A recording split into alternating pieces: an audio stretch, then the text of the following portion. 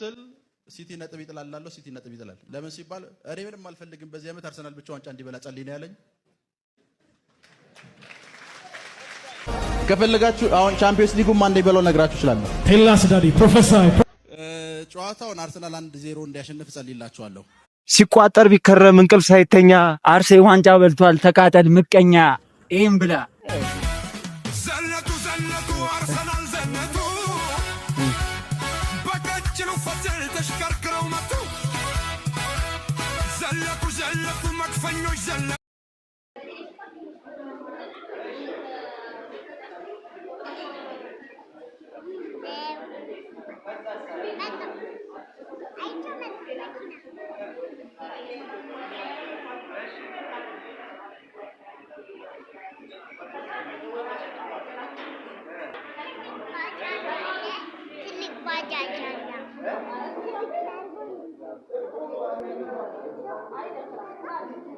Thank you.